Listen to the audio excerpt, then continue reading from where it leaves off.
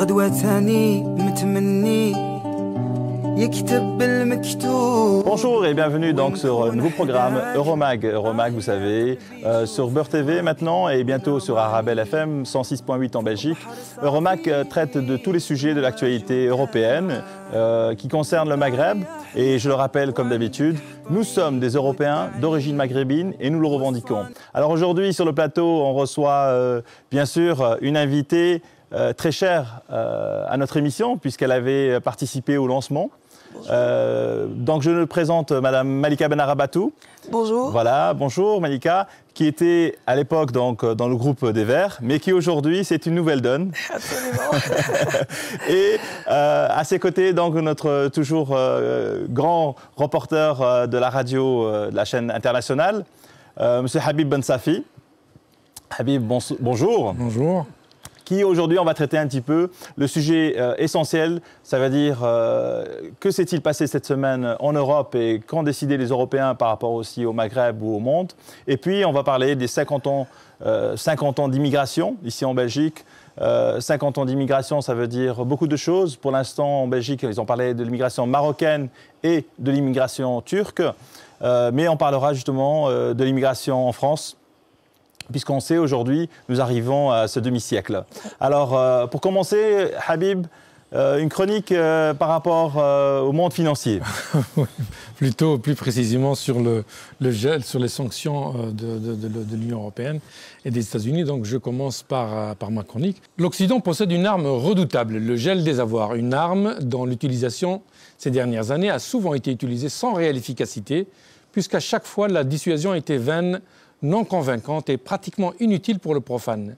Cette arme vient d'être de nouveau mise en pratique avec le gel des avoirs de Mme Bouchra al-Assad, sous prétexte d'être la sœur de Bachar al-Assad. Il est vraiment inconcevable que les pays occidentaux décident de façon aléatoire, unilatérale, de geler des avoirs de personnes étrangères pour diverses accusations, dont le non-respect des droits de l'homme ou d'autres motifs aussi fallacieux les uns que les autres. Ces personnes sont accusées d'avoir commis des délits en dehors du champ des compétences juridiques de l'Occident. On fait appel pour ça à la compétence universelle, mais uniquement avec les pays faibles. Le tribunal européen, dont la saisie de cette affaire relative à Mme al-Assad est floue, a confirmé l'inscription de la sœur de Bachar al-Assad sur la liste des personnes visées par les mesures restrictives à l'encontre de la Syrie. Non seulement les pays occidentaux ont aidé, encouragé, insufflé, incité et financé les rebelles syriens, qui ne sont autres que des terroristes, mais ils ont également gelé les avoirs des autorités légitimes syriennes, comme d'autres personnes d'ailleurs. Qu'est-ce que cela veut dire, geler les avoirs? La définition occidentale est d'ailleurs très vague. Geler les avoirs signifie ne pas autoriser les personnes concernées à disposer de leurs propres fonds. Qu'est-ce qui va se passer par la suite? Va-t-on innocenter ces personnes pour leur permettre de récupérer leurs fonds?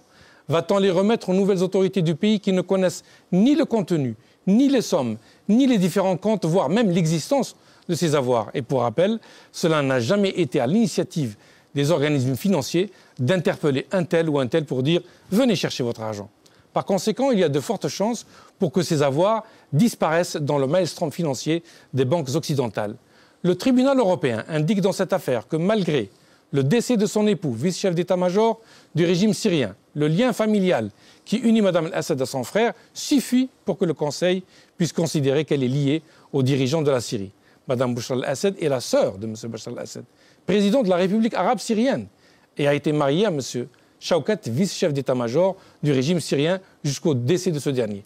Dans le cadre des mesures restrictives adoptées à l'encontre de la Syrie, le Conseil a considéré que Mme Assad profite du régime syrien et y est associée en raison de la relation personnelle étroite et de la relation financière indissociable qu'elle entretient avec le président syrien et d'autres personnages clés du régime syrien.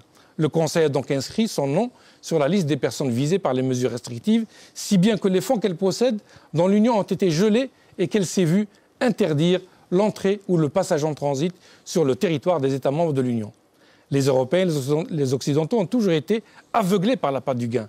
Et cette fois-ci s'ajoute leur volonté de résoudre leurs problèmes financiers. Autrefois, c'était envahir territorialement des pays souverains pour s'accaparer de leurs richesses avec une violence inouïe. Aujourd'hui, c'est plus sournois. On invite les dirigeants, les hommes d'affaires, les entreprises, les organismes financiers des pays sous-développés à venir déposer leurs richesses moyennant un taux d'intérêt aussi vague que leurs promesses, ainsi que la garantie d'une sécurité inviolable. Les pays occidentaux gagnent sur les deux tableaux. Ils récupèrent cet argent en devises qui a permis de payer les ressources naturelles telles que le pétrole, le gaz, les minerais et autres, et il est placé dans leurs banques, permettant ainsi de les faire fructifier au grand bonheur des pays hôtes. Quant aux sous-développés, ils perdent sur les deux tableaux, avec en prime le gel de ces avoirs dès que le besoin s'en fait sentir à Paris, à Londres ou ailleurs. Procédé, une petite manifestation qui s'amplifie, des snipers qui agissent pour tuer des gens des deux côtés et le tour est joué. Les médias lourds occidentaux sont envoyés sur le terrain pour informer ou désinformer. Alors, branle-bas de combat à Bruxelles, Paris, Berlin et Londres, où les réunions extraordinaires se succèdent pour venir en aide aux pauvres citoyens de ces pays qui subissent la violence de leurs dirigeants. Les premières réactions sont bien entendu les sanctions, dont l'embargo économique pour accentuer la pression sur les citoyens, le gel des avoirs et les restrictions des visas pour ne pas permettre à ces personnes de venir vérifier leurs comptes bloqués. C'est mieux que la bourse ou la vie, ou alors la bourse et la vie, comme le cas irakien et libyen. Waouh! Wow. Je ne peux absolument pas soutenir cette position.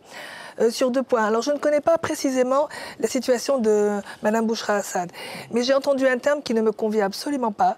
Dire que les rebelles syriens aujourd'hui sont des terroristes, ça n'est pas acceptable.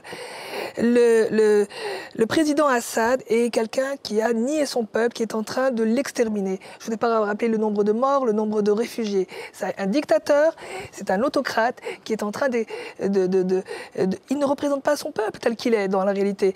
Et donc, parler de terroristes pour des citoyens qui sont des rebelles et qui veulent une démocratie et être représentés, ça je ne peux pas l'accepter et je ne suis absolument pas d'accord. Ensuite, il y a une question qui m'interpelle et pour moi est très importante. C'est la question de la compétence universelle des tribunaux. Il faut quand même avoir en tête que ce qui s'est passé au Rwanda et ce qui s'est passé avec ces milliers de morts, des millions de morts au Rwanda, ça n'a pas été possible de le faire dans ce pays-là, étant donné les rapports de force et justement les gens qui ne sont pas démocrates au pouvoir. Et c'est le tribunal, d'ailleurs, qui a compétence universelle à Paris, qui a permis qu'enfin justice soit rendue aux familles des victimes. Et je trouve que c'est une réelle avancée et que dans ces situations où la justice ne peut pas être mise en place, puisque les pouvoirs en place sont autoritaires et sont plutôt en train d'être contre leur peuple plutôt que d'être représentants de leur peuple, qui devrait être ce qu'est un pouvoir en place dans un pays, alors moi je pense que la compétence universelle et ce qui a été fait pour le Rwanda est essentiel et très important. Ça ne veut pas dire qu'il faut le généraliser, il faut que ce soit dans des situations très précises, mais donc je suis complètement en opposition à ce que vient de dire votre chroniqueur. Je trouve que c'est excessif et que la réalité est plus complexe.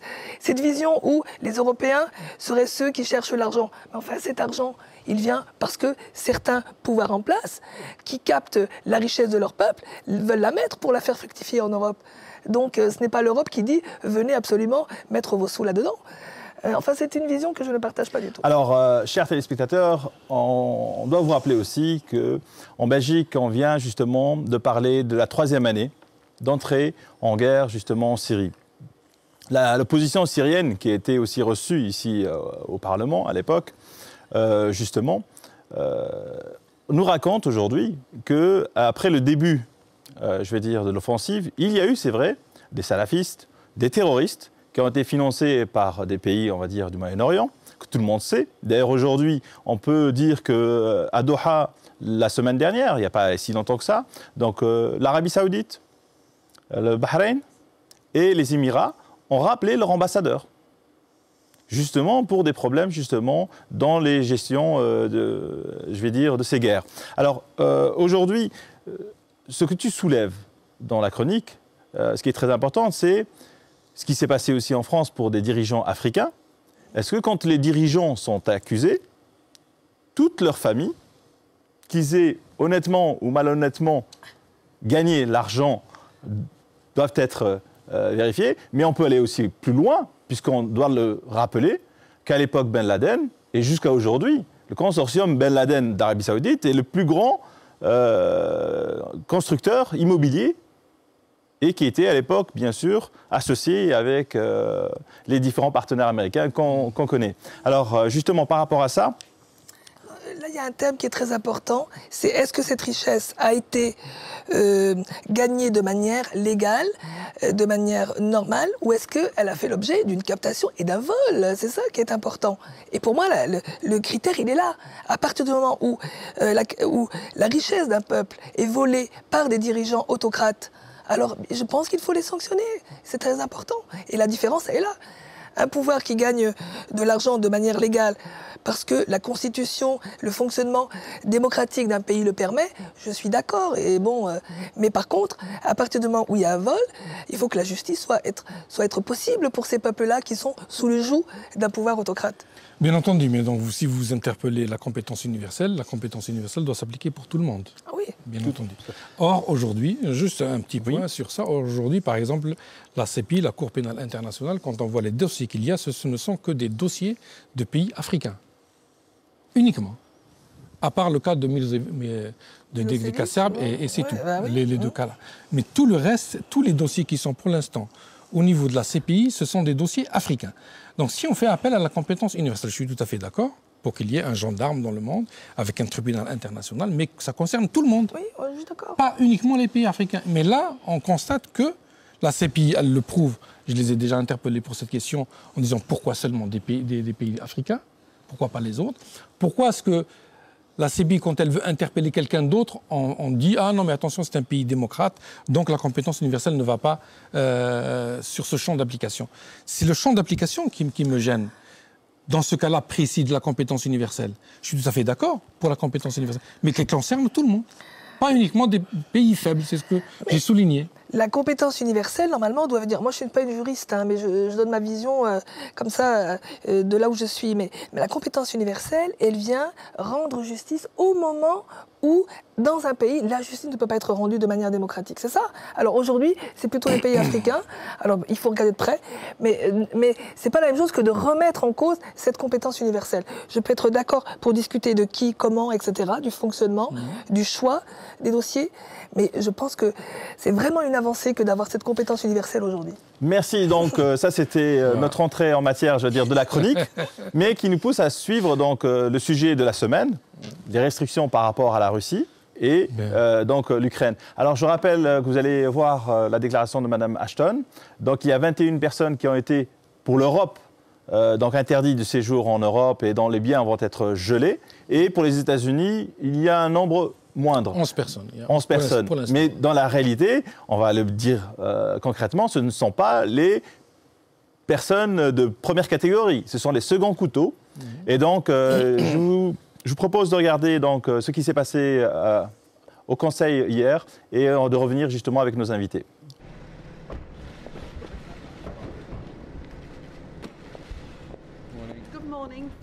On ne peut pas juste rester assis et déclarer que la situation est inacceptable. Donc nous devons tout d'abord réfléchir sérieusement à la réponse à donner et il devrait y avoir une réponse. Nous allons donc, comme vous le savez, passer à l'étape supérieure en ce qui concerne la réponse donnée par l'Europe, en interdisant de quitter le territoire et en gelant les avoirs de certaines personnes. En même temps, toutes les possibilités diplomatiques restent possibles si la Russie le souhaite. Hi everyone, welcome to this press conference after the Foreign Affairs Council. The High Representative will make her opening statement and then we'll have time for 3 questions before we scoot off to the airport. We strongly condemn the holding of this referendum. It's illegal and it's a clear breach of the Ukrainian constitution. We recall that deployment of Russian forces is a violation of Russia's international commitments. Let me stress the European Union does not and cannot recognise the outcome of a referendum under these circumstances. We also deplore the further negative developments we've seen on the ground, which are in clear violation of Ukraine's sovereignty and territorial integrity. And we do regret that Russia has so far not engaged in negotiations with Ukraine. In the absence of positive steps and in line with the statement of European Union leaders on the 6th of March, we've decided today to introduce additional measures. More specifically, restrictive measures against 21 individuals responsible for actions which undermine or threaten the territorial integrity, sovereignty and independence of Ukraine. Their names will be published in our official journal later on today. We want to underline very clearly that there is still time to avoid a negative spiral and to reverse current developments, and we call on the Russian leadership not to take steps to annex Crimea and instead to take steps to de-escalate this crisis. The EU will sign the political provisions of the association agreement with Ukraine on the 21st of March here in Brussels. This is a strong signal of our political support. We'll also provide strong financial support for economic and financial stabilisation of the country, as presented by the European Commission in its assistance package to Ukraine, which we are committed to implement rapidly. That includes autonomous trade preferences, which will start to be applied within a few weeks. I talked to ministers about my visit to Bosnia and Herzegovina last week and the importance of looking at how best we can support Bosnia and Herzegovina in addressing the huge economic, social and political challenges that they are faced with. We also had a brief discussion where I talked about what we were doing on the Middle East peace process, where you know we are fully supporting the United States and Secretary Kerry in particular for his efforts and the Israeli and Palestinian engagement in the current negotiations. And as I've said before, we are determined to provide unprecedented support in a package to both parties in the context of the final status agreement on the basis of a special privileged partnership. The European Union opposes a boycott of Israeli companies and business. We don't want to see Israel isolated. But I reiterate our position regarding settlements and the territorial applicability of bilateral agreements. Well, I congratulate the people of Serbia on the elections. Deputy Prime Minister, as he was, Vučić, has clearly had a very strong showing. He's been a huge and important part of the dialogue. So I expect the discussions to continue, and indeed I think he's made that perfectly clear. I hope to make a bilateral visit to Serbia, not connected with the dialogue, but in my capacity once the government is formed. I look forward to that very much. And we're already in discussions with both Pristina and Belgrade about when the next round of the dialogue should be, and I hope very soon. Habib, tu étais ici hier donc avec nous. Que s'est-il passé? Au Conseil donc, des affaires étrangères, donc, les ministres de l'Union européenne ont décidé, bien entendu, de sanctions contre la Russie. Alors, les sanctions, en fait, les sanctions qui ont été prises ont été décidées lors du sommet du 6 mars. Et alors, on a parlé donc de sanctions graduées, c'est-à-dire il y a 3 étapes dans les sanctions. La première étape, c'est d'avoir donc suspendu les négociations pour les visas, donc suspendu les négociations. Une deuxième, et également la suspension des négociations concernant l'accord Union européenne-Russie. Et en plus de ça, ne pas participer au prochain sommet de Sochi du G8, pour les pays que ça concerne, parce que tous les pays de l'Union européenne ne sont pas là. Aujourd'hui, hier, ils ont encore rajouté la deuxième étape, qui est celle du gel des avoirs de 21 personnes et entités, bien entendu, russes et ukrainiens également, parce que dans le cas de Viktor Yanukovych, par exemple, les États-Unis ont décidé le gel de ses avoirs et de le mettre sur la liste, la blacklist qu'on appelle. Donc voilà, ce sont des sanctions. Je ne sais pas si, honnêtement, elles vont inciter les autorités russes à revenir en arrière. Je crois que le fait que la Crimée ait déclaré son indépendance et voulu son rattachement avec un pourcentage aussi important. Je peux mettre en exemple le cas du Kosovo, où tout le monde a applaudi quand le Kosovo a déclaré unilatéralement son indépendance de la Serbie. Je crois que le cas, il est le même. Alors, est-ce que c'est toujours la politique des deux poids, deux mesures qui revient toujours sur la table? Voilà. Alors, si vous voulez mon point de vue, donc, moi je pense que c'est presque trop tard l'histoire des sanctions. C'est-à-dire qu'à un moment donné, il y a eu ce mouvement démocratique en Ukraine. C'est quand même, il faut se rappeler que le mouvement de la place Maïdan, c'était de demander au contraire l'intégration, ou en tout cas une relation forte avec l'Europe. C'était au contraire de sortir de ce joug russe. Aujourd'hui, moi je crois qu'il faut prendre acte de ces élections qui ont été démocratiques. Enfin, dans tout ce que j'ai vu dans les médias, on dit que ça a été vraiment fait de manière transparente et démocratique et que ce choix est très clair des citoyens de la Crimée. Donc à partir de ce moment-là, il faut prendre acte, hein, on ne peut pas refaire l'histoire. Moi j'étais plutôt d'accord, je ne suis pas toujours d'accord avec l'ancien ministre des Affaires étrangères Védrine, mais là, j'ai trouvé qu'il avait une position avant que ce référendum et ce vote très largement pour la Crimée dans la Russie. C'était une vision de dire on aurait cet espace de l'Ukraine qui serait entre l'Union européenne et la Russie, avec une espèce de finlandisation, c'est-à-dire un espace un peu neutre, parce que quand même, il ne faudrait pas qu'on revienne à une ancienne guerre froide, quoi, avec des blocs. Moi, je suis contre ça. Moi, je suis pour le multilatéralisme. Je pense qu'au contraire, l'Europe peut être cet espace qui ne soit pas soumis à l'impérialisme américain ou à l'impérialisme russe et qui permette cette alternative dans ce monde qui bouge et qui évolue.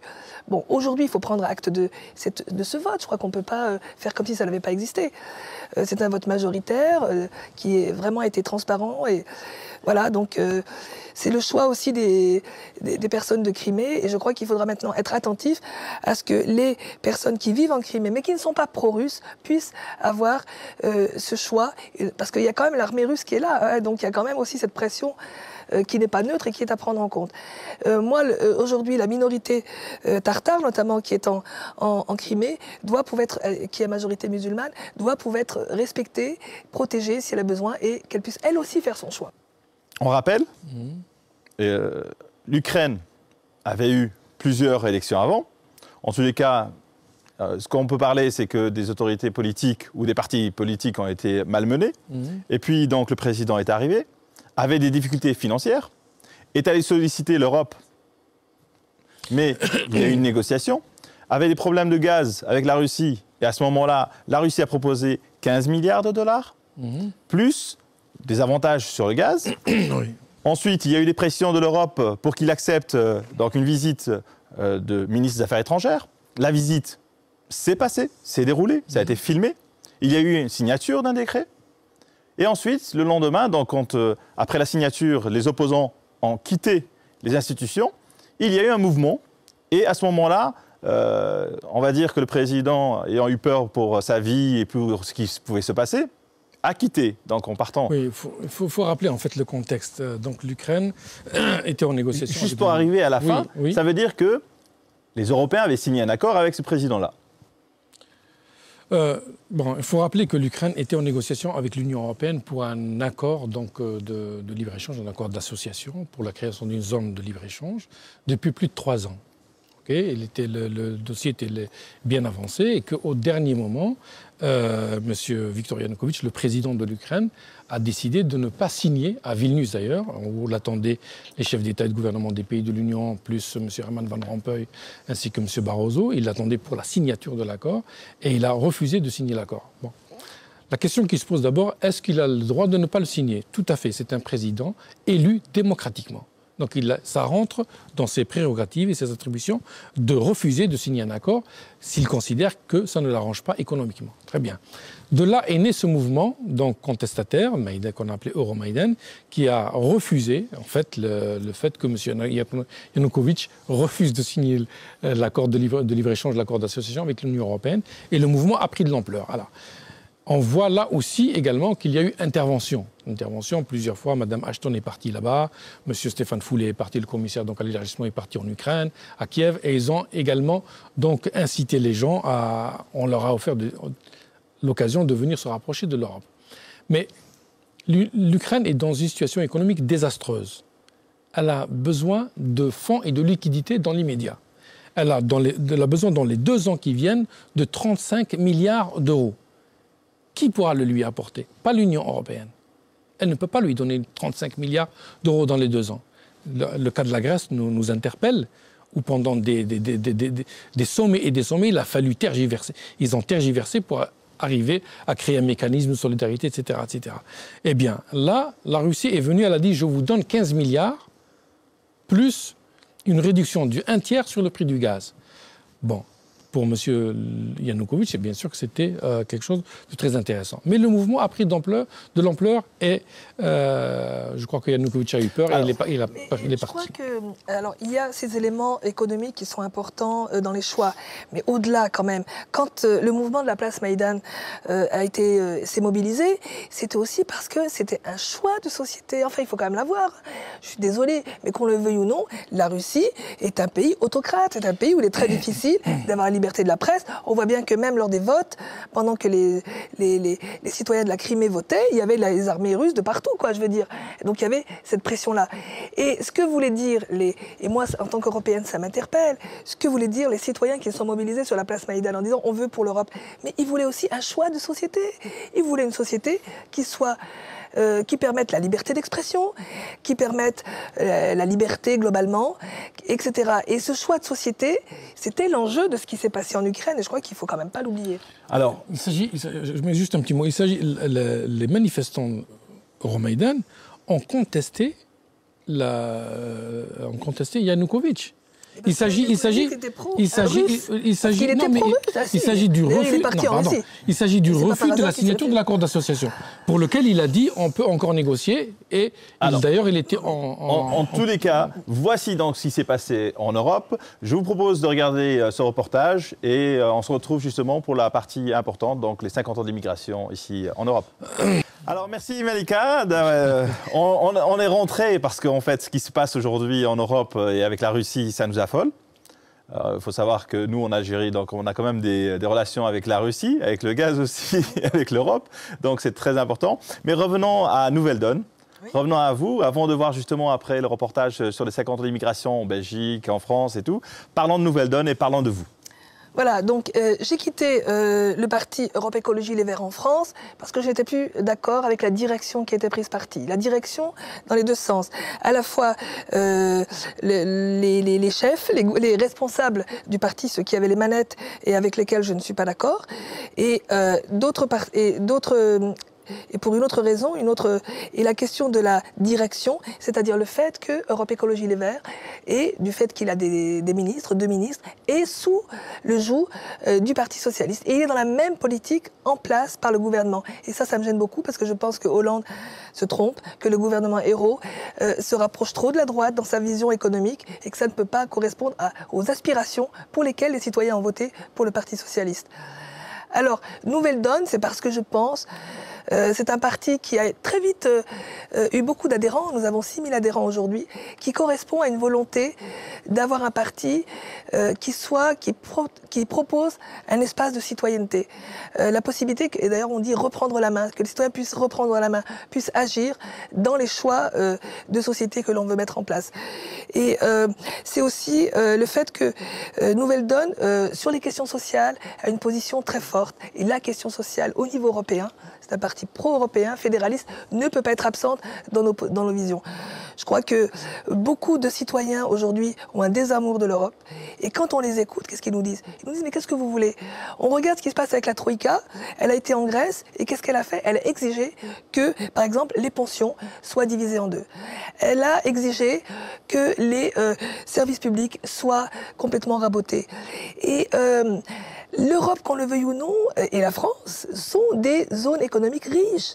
Or, il y a une précarisation qui augmente. En France, on estime entre 9 et 10 millions de citoyens en dessous du seuil de pauvreté. Est-ce que c'est acceptable dans un pays comme la France? Et je rappelle quand même que tout le monde a en tête, concernant l'Europe, que lorsqu'il y a eu la crise de 2008, avec les effets néfastes sur 2009, l'Union européenne a réussi à trouver plusieurs millions, même des milliards, pour renflouer les caisses. Donc on peut trouver des moyens, des financements pour renflouer les banques. Alors il faut aussi qu'on réponde à l'aspiration des citoyens sur les questions sociales. Alors des questions rapides, parce qu'il va y avoir d'autres reportages qui vont suivre pour le téléspectateur. Le mouvement islamo-chrétien de Lyon, qui prône, qui prône le retrait, donc une journée par mois, des élèves des écoles, pour justement s'indigner par rapport à cette politique de genre. Bon, alors d'abord, il y a une grande manipulation sur cette question. Le débat est parti d'une expérimentation sur un programme qui s'appelle l'abécédaire. Et quel était l'objectif de ce programme? C'était de permettre... vous savez qu'on a encore une inégalité très importante entre les hommes et les femmes aujourd'hui dans la société française. Et l'idée, c'était que les enfants puissent avoir dans l'esprit, comment dire, l'égalité des droits entre hommes et femmes. Alors après, il y a une manipulation autour des études sur le genre. Hein. C'est des études qui viennent des Américains, c'est les Gender Studies. Et là, il y a eu tout un mouvement qui est parti aussi sur Internet. Et je pense que quelqu'un comme Farida Belroul, qui était dans Égalité et Réconciliation, qui est le mouvement de Alain Soral, qui est un idéologue, qui est de droite et contre lequel je m'insurge. Et Farida Belroul a joué un rôle parce qu'elle a lancé un appel en disant « Retirez vos enfants de l'école parce qu'il y a ce projet ».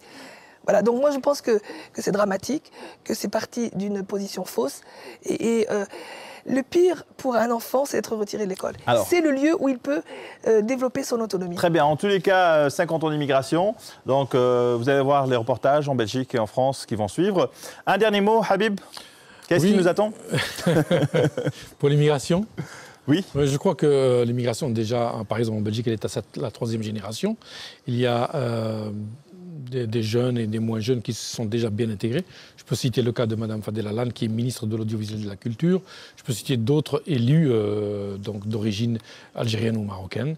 Et donc, moi, je ne que me féliciter de cette réussite de l'intégration. Un dernier mot, Malika, et on continue.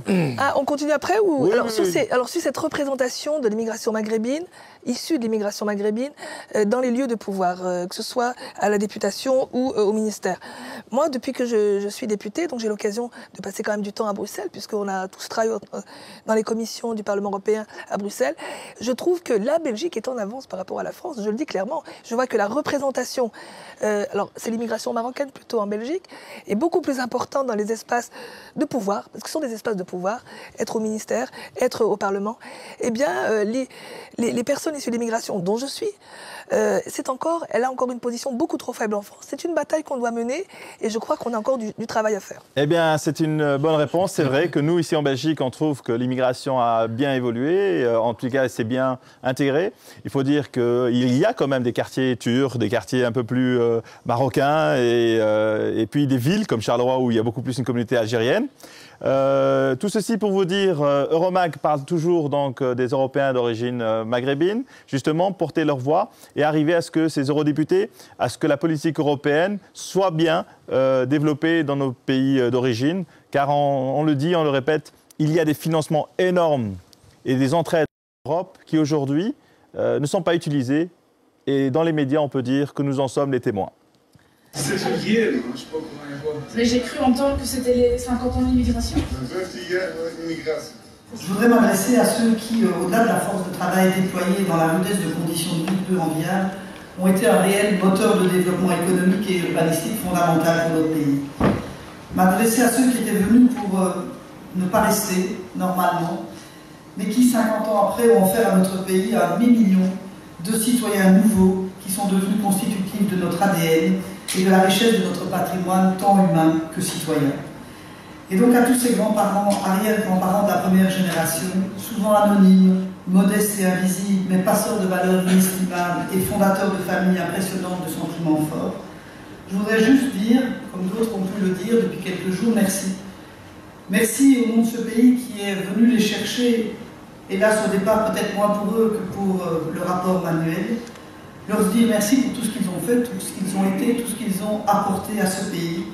Le visage de notre pays, avant tout, son paysage, c'est celui des citoyens qui, depuis de multiples années, décident les contours d'un pays, certes petit par sa taille, mais qui mérite peut-être d'être grand par le rayonnement que permet notamment sa diversité culturelle nouvelle. L'identité belge n'a jamais été une évidence statique, elle est à chercher. Elle est pour moi la symbolique des défis du XXIe siècle, ceux de la mixité, et l'appel au métissage de nos populations, celle du pluralisme politique on connaît, mais culturel et religieux, qui est aussi un enjeu fondamental de ce siècle. Et c'est cela, non seulement le but de cette matinée, mais aussi des prochaines 50 années. C'est faire vivre le modèle de la diversité réussie, généreuse, respectueuse, curieuse, réciproque, la défendre contre tous les racismes, contre tous les populismes, contre tous les simplismes, contre tous les replis identitaires. C'est faire réussir cette véritable révolution des mentalités, je pense. Et voilà pour conclure, comme certains l'ont dit avant nous. Je pense que nous devons apprendre qu'il est possible d'aimer ce que nous sommes sans haïr ce que nous ne sommes pas. J'ajouterais seulement que le dévouement et le militantisme de la communauté marocaine en Belgique depuis les premières vagues migratoires jusqu'à aujourd'hui, ainsi que ses sérieux efforts pour bien s'intégrer dans la société belge sans renier ses racines marocaines, constituent autant de raisons d'être fiers. Il convient de louer l'Europe, de l'État fédéral, des gouvernements des communautés et des régions belges, qui s'activent à rendre plus accueillantes les conditions de vie de nos compatriotes et plus aisées leur quête d'intégration, en veillant au respect de leurs droits et des conventions qui les garantissent. Si on fait simplement une comparaison avec un pays qui nous est proche, qui est celui de la France, où on a une migration assez parallèle, assez similaire, vous ne rencontrez pas de ministre d'origine marocaine, vous n'avez pas de présentatrice au JTTF1 ou de France 2 d'origine marocaine. Pourquoi? Parce que fondamentalement, la France reste une monarchie avec un aspect féodal, c'est-à-dire les grandes écoles, et que la Belgique, contrairement à ce qu'on pense, est une république où le jeu est assez ouvert.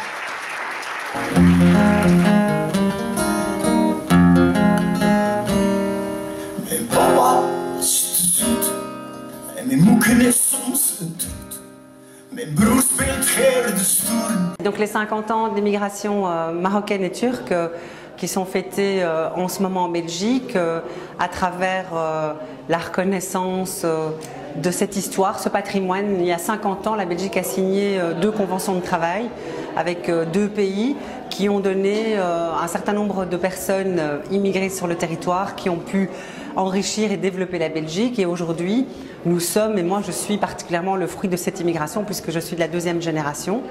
Mes parents ont émigré dans les années 60, en 64, de l'Algérie, puisqu'ils ont vécu en Algérie à Oran, donc c'est de là qu'ils sont venus ici à Bruxelles. Et aujourd'hui, eh bien, ça veut dire se rappeler de cette histoire, faire en sorte qu'on puisse ne pas oublier le fait que ces personnes sont venues un jour déposer leurs valises pour construire une vie meilleure pour eux et pour leurs enfants. Et à cet égard, il y a en fait un certain nombre de projets, d'événements culturels qui ont pour vocation de mettre en évidence, de rendre visible toute cette histoire de l'immigration, mais surtout dans une dimension de citoyenneté. Ce qui est important aujourd'hui, c'est de dire que la plupart des personnes aujourd'hui sont belges, d'origine étrangère, mais belges tout d'abord, et que finalement la Belgique, elle est le fruit de cette immigration, de cette diversité citoyenne, et c'est ça qui est vraiment essentiel. Et donc à Bruxelles et en Wallonie, il y a des centaines d'événements culturels qui vont mettre en évidence cette citoyenneté diverse pour les 50 ans.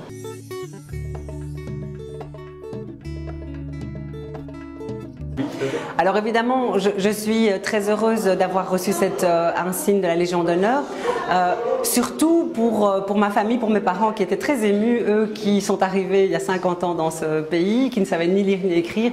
Je crois que c'est vraiment une belle façon d'avancer, d'évoluer, mais surtout je crois que cet insigne, il est aussi le fruit de tout le travail qui a été réalisé par mon équipe pour défendre la diversité culturelle, pour défendre la langue française et la francophonie dans le monde. Et je crois vraiment que c'est ça qui est le plus important, c'est vraiment de se dire que c'est un point qui permet de se réjouir, mais en même temps il y a encore beaucoup de travail à faire pour continuer à défendre tout cela. Mais moi j'estime que dans le pluralisme des médias, il est important et même très enthousiasmant de voir que de nouveaux opérateurs viennent sur le territoire, dans le paysage audiovisuel. Donc tout le monde est le bienvenu, bien sûr, dans le cadre qui est le nôtre, dans le cadre aussi réglementaire et légal qui est chez nous. Moi j'estime en fait que d'avoir cette possibilité de découvrir d'autres programmes qui touchent à d'autres questionnements, à d'autres sujets, eh bien c'est plutôt rafraîchissant, c'est tout bénéfice pour les citoyens. Donc moi je souhaite plein succès et bon vent à Beurre TV et j'espère vraiment que vous allez avoir un bureau ici à Bruxelles et qu'on aura encore l'occasion d'échanger sur des sujets intéressants.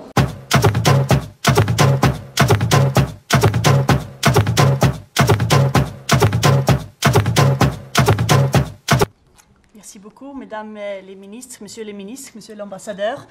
Le peuple tunisien, il y a 3 ans, ouvra une page nouvelle dans l'histoire du monde arabe, montrant avec force et courage la capacité de son peuple à lutter contre un régime autoritaire au nom de la liberté, la dignité et la justice.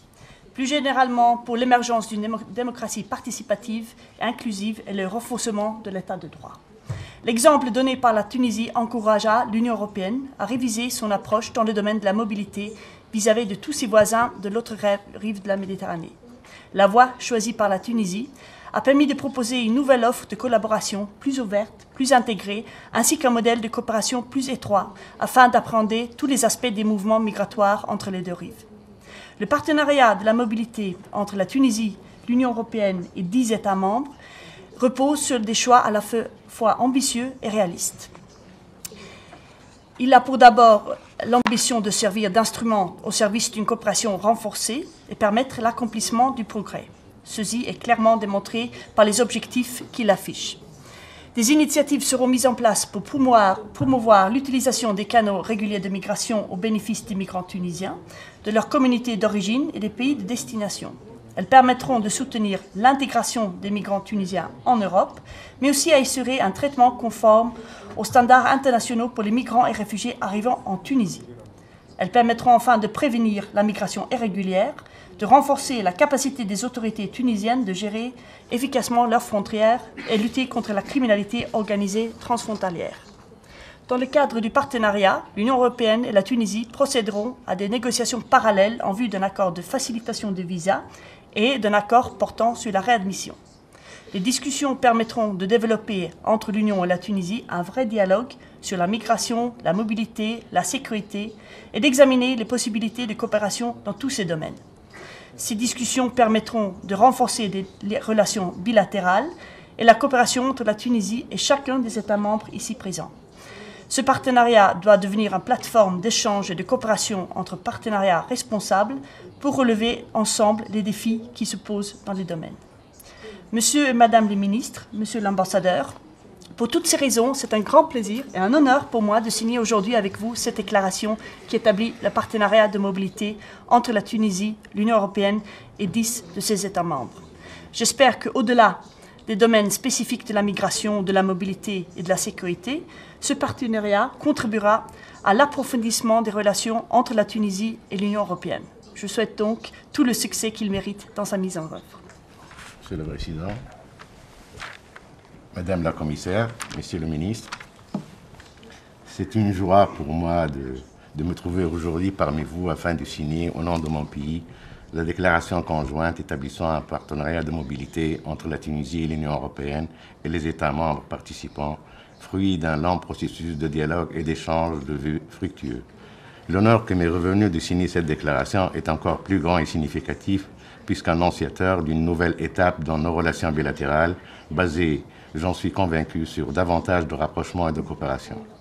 Il s'agit là d'un premier pas vers la concrétisation de notre partenariat privilégié, un vaste chantier nécessitant de part et d'autre des efforts, des compromis et surtout des concessions afin d'atteindre l'objectif final auquel nous aspirons tous, des relations intégrées, fondées sur le respect mutuel et au service des intérêts communs des deux parties. La Tunisie nouvelle, libre et démocratique, se réjouit d'avoir à ses côtés une Europe ouverte sur son voisinage et déterminée à prêter main forte à cette expérience démocratique naissante qui mérite, j'ose le croire, d'être davantage soutenue. Mesdames et Messieurs, bien qu'il s'agisse d'une déclaration politique, celle-ci offre aux deux parties le cadre idoine à même de permettre la réalisation des objectifs communs en matière de mobilité. L'esprit de consensus fort constructif qui a imprégné les négociations tenues à cet effet a permis de dégager une approche globale confirmant la volonté des deux parties d'aller de l'avant et de passer outre les points de divergence. La Tunisie espère que la mise en œuvre de cette déclaration, par le biais d'actions ciblées, répondra du moins d'une manière équilibrée à ses attentes et à ses priorités en matière de migration, d'emploi et de développement solidaire. Elle n'en demeure pas moins consciente des défis auxquels elle devrait faire face, notamment en matière de migration irrégulière. Renouvelant ma conviction profonde que le but ultime de ce partenariat en matière de mobilité est la fructification des échanges humains entre la Tunisie et l'UE, j'émets le souhait que les deux parties pourront couronner ce travail de longue haleine par la conclusion d'un accord de facilitation de visa. J'ajouterai également que la lutte contre la migration illégale et le trafic des migrants passe inéluctablement par un effort conjoint tendant à développer les régions à fort potentiel migratoire à travers la mise en place de projets et d'investissements conséquents. J'ajouterai ici que la Tunisie comptera l'année prochaine environ 500 000 étudiants à l'université et qu'actuellement on a un nombre effrayant de chômeurs diplômés de l'enseignement supérieur qui est équivalent à 280 000 qui sortent de l'université et qui attendent depuis quelques années la réalisation d'un espoir de trouver un emploi. Donc je compte sur l'Union européenne pour inciter les investisseurs à développer les régions défavorisées en Tunisie et à investir dans ces régions pour créer de la richesse et créer des emplois pour ces jeunes. Sinon, cette déclaration ne pourra rien résoudre. Voilà, je pense que c'est le mot final de ma déclaration et je compte sur les amitiés des uns et des autres pour aider la Tunisie à dépasser ces moments difficiles parce que la Tunisie a depuis 3 ans quand même passé par des moments assez difficiles et c'est grâce un peu à l'intelligence des Tunisiennes et des Tunisiens qu'on est arrivé à ce résultat qui est salué par un nombre d'amis qui aiment vraiment la Tunisie parce que la transition en Tunisie a beaucoup d'ennemis, à l'intérieur et à l'extérieur. Donc, je compte sur vous pour nous aider à dépasser ces moments difficiles. Merci à tous.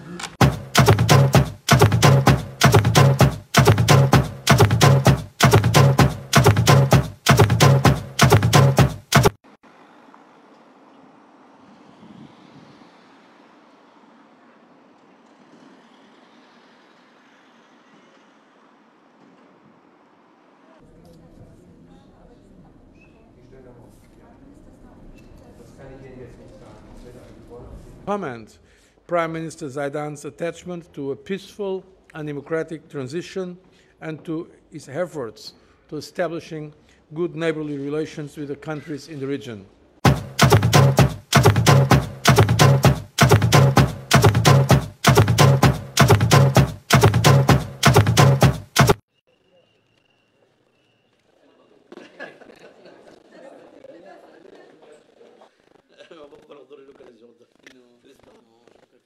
Nous avons là un correspondant qui fait toute la distribution.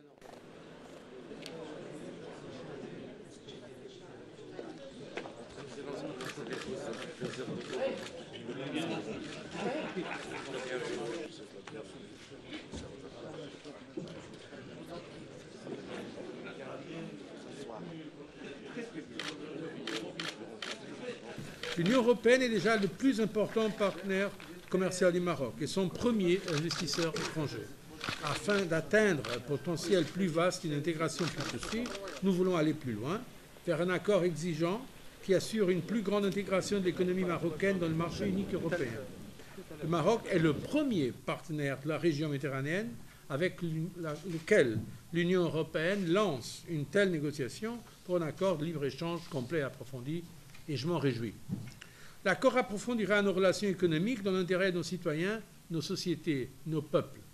Nous serons tous les bénéficiaires directs de ce nouveau cadre plus dynamique et plus concurrentiel. Il donnera un meilleur accès au marché de part et d'autre, améliorera l'environnement des affaires afin qu'il devienne plus prévisible et plus stable. Ensemble, nous jetons ainsi les bases vers un futur espace économique commun entre l'Union européenne et le Maroc. Et je me félicite de voir notre partenariat se renforcer de manière aussi importante.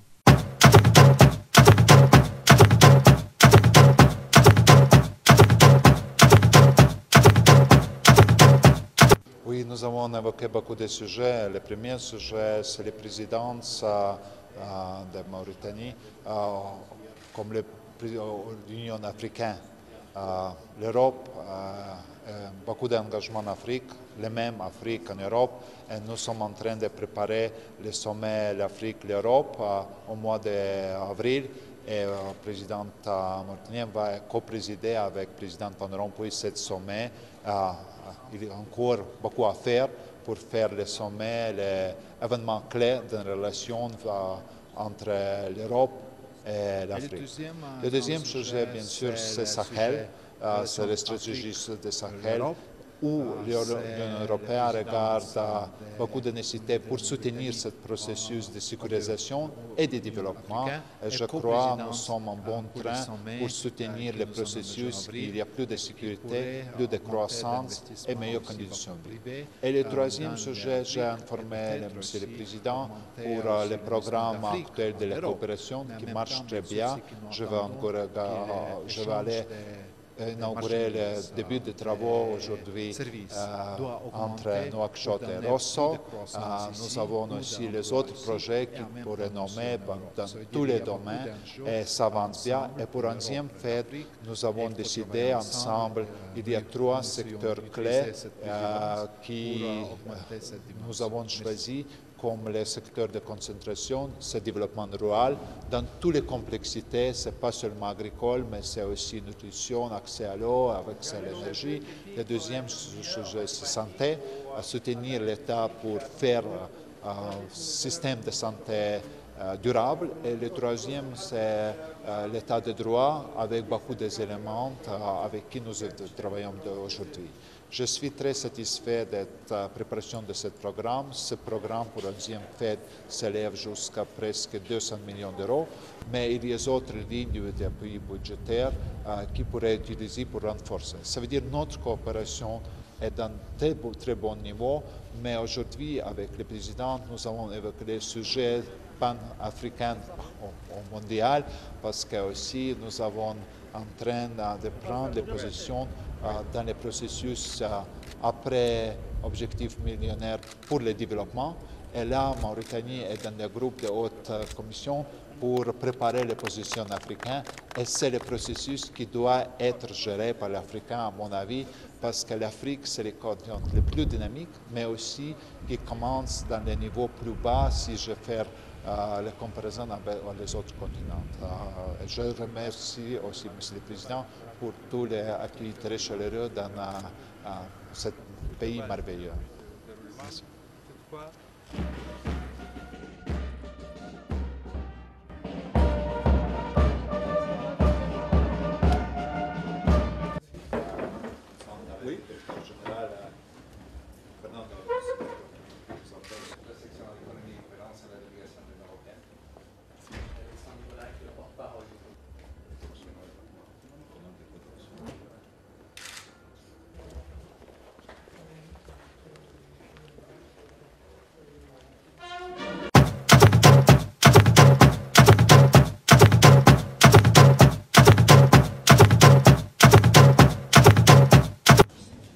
Bonjour, mesdames et messieurs.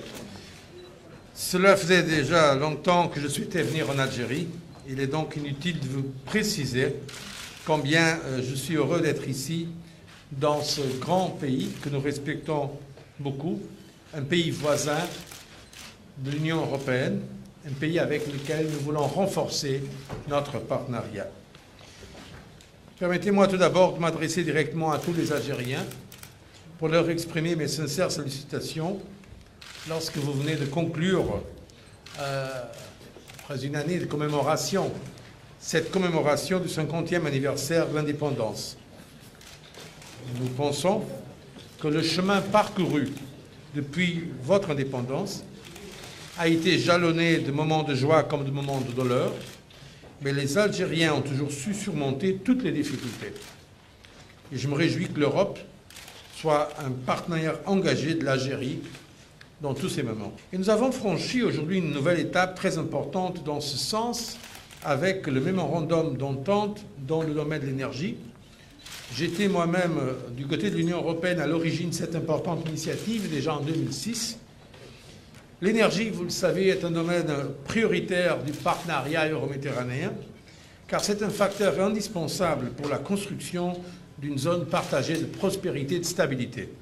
Et dans ce cadre, l'Algérie est un partenaire clé pour l'Union européenne, tant au niveau bilatéral qu'au niveau régional. Le gaz naturel est un enjeu stratégique pour les deux parties. L'Algérie est un fournisseur majeur de l'Europe, alors que l'Europe est de loin le principal client de l'Algérie. Ce mémorandum établit un cadre de coopération qui couvre l'ensemble des sujets d'intérêt commun, à savoir les hydrocarbures, les énergies renouvelables, l'efficacité énergétique, la réforme du cadre législatif et réglementaire, la progressive intégration de nos marchés de l'énergie, le développement des infrastructures d'intérêt commun, le transfert de technologies et le développement local. Ce mémorandum, je voudrais le souligner, reflète donc nos forts intérêts communs et sera appliqué dans le respect des lois et réglementations en vigueur. Je connais relativement bien, si vous me permettez maintenant une réflexion personnelle, je connais relativement bien l'histoire de votre pays. Je sais à quel point c'est important le rôle que votre pays joue dans la région. J'ai un immense respect pour votre pays et pour votre histoire et votre culture.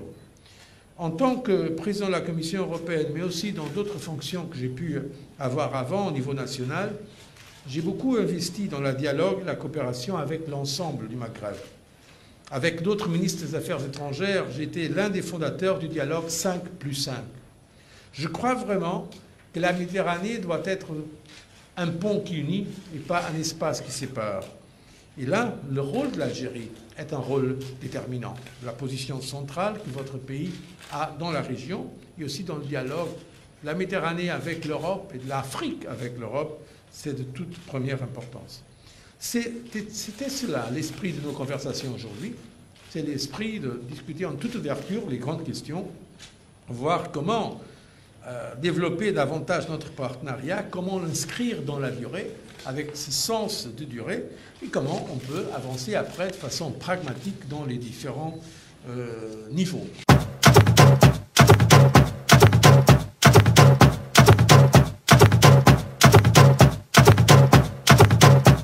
Est-ce que je peux rajouter un mot? Oui. Alors, non, ce que je voudrais dire, dans les relations, alors vous savez qu'il y a ce projet d'Union pour la Méditerranée, qui pour moi est un échec qui n'avance pas. Or, je crois que, en tout cas, autour des 5+5, c'est-à-dire les pays de la rive sud du Parlement, de l'Europe, de l'Union européenne, et les pays de la rive nord de l'Afrique, je pense qu'on a des relations fortes, nous en sommes le témoin, et je crois que là-dessus, il faut absolument qu'il y ait une dynamique qui se remette en place. J'ai créé un groupe d'amitié Union européenne-Maghreb pour que dans l'espace public, on puisse réfléchir à ces questions et quelles relations on peut avoir avec ces deux espaces très importants. Eh bien, merci beaucoup. L'émission s'est passée vraiment très rapidement. Il faut dire que l'actualité est prenante. Et puis, on vous donne rendez-vous donc le mercredi prochain sur Beurre TV et suivez-nous aussi sur Arabelle FM à Bruxelles. Au revoir. Au revoir. Au revoir.